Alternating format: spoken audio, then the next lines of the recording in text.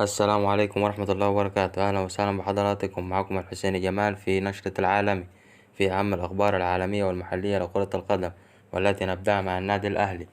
أعلن نادي ميتلاند الدنماركي عن انتقال لاعبه الدولي المصري إمام عاشور إلى النادي الأهلي بشكل رسمي، وبالتالي سيلعب نجم نادي الزمالك السابق مع الغريم التقليدي الأهلي خلال المواسم القادمة.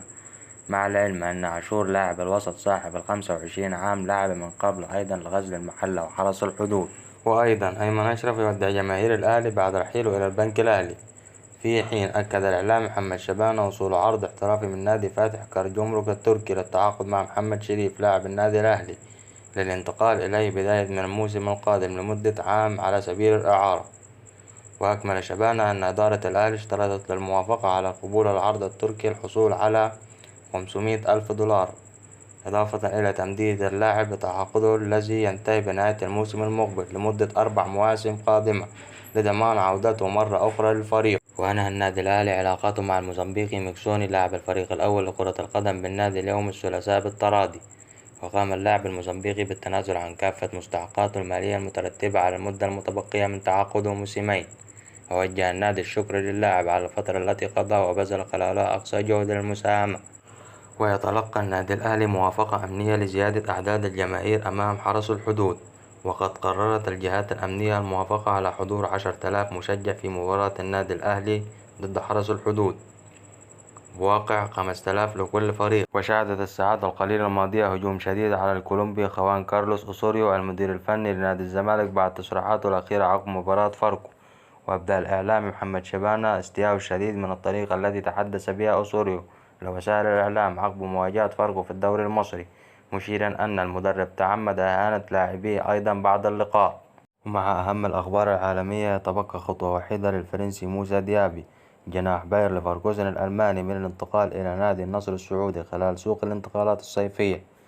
واقتربت إدارة نادي النصر السعودي من الحصول على خدمات موسى ديابي لتدعيم هجوم الفريق، وخاصة في مركز الجناح خلال الموسم الجديد. وأعلن نادي النصر السعودي في بيان رسمي عبر حسابه على تويتر عن تعاقده مع لاعب خط وسط فريق لانس سيكو فوفانا. وقال النادي: وقع النجم الإيفواري فوفانا عقدا مع النادي، وقد يمتد عقد فوفانا مع النصر حتى عام 2026. ووفقا للعديد من التقارير فإن الصفقة لفت خزائن النصر 18 مليون يورو. ذكرت تقارير صحفي بريطاني أن هاري كين نجم فريق توتنهام الإنجليزي ضمن خيارات نادي برشلونة.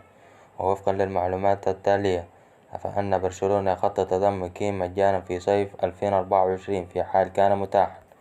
ويعمل نادي بايرن ميونخ الألماني على التوقيع مع كين، ولكن توتنهام يرفض التخلي عنه في الوقت الحالي. وارتبط كين بعدة أندية أبرزها باريس سان جيرمان وتشيلسي ومانشستر يونايتد وريال مدريد. وأعلن نادي مانشستر يونايتد الإنجليزي عن تعاقده مع المدافع جوني إيفانز بعقد قصير الأجل، واللاعب البالغ من العمر 35 عاما ينضم إلى اليونايتد في صفقة انتقال حر بعد انتهاء عقده مع نادي ليستر سيتي. وبالتالي يعود إيفانز إلى مانشستر يونايتد الذي بدأ في أكاديميته واستمر حتى عام 2015، وتنقل بعد ذلك بين عدة أندية. وقد كشف تقرير صحفي بريطاني عن تطوير جديد في مستقبل نجم فريق أرسنال الدولي الغاني توماس بارتي، وكانت التقارير قد زعمت بأن أرسنال مستعد لبيع بارتي هذا الصيف وسط اهتمام يوفنتوس وأندية الدوري السعودي بضمه. ووفقا للمعلومات الواردة من صحيفة ديلي ميلر البريطانية فإن أرسنال لا ينوي التخلي عن اللاعب صاحب 30 عاما. وأضافت الصحيفة أن أرسنال سيتخلى عن بارتي فقط في حال وصول عرض مالي كبير. ويقترب نادي إنتر ميامي الأمريكي من التوقيع مع المهاجم الأرجواني المخضرم لويس سواريز. ووفقا للمعلومات الواردة فإن إنتر ميامي أصبح قريب جدا من سواريز صاحب 36 عام. وكان النادي الأمريكي قد تمكن من التوقيع مع النجم الأرجنتيني ليونيل ميسي والنجم الأسباني سيرجيو بوسكيتس في صفقتين مجانيتين. كما يعمل إنتر ميامي على ضم النجم الأسباني جوردي ألبا، وجميع هؤلاء الأسماء لعبوا سويا بقميص برشلونة.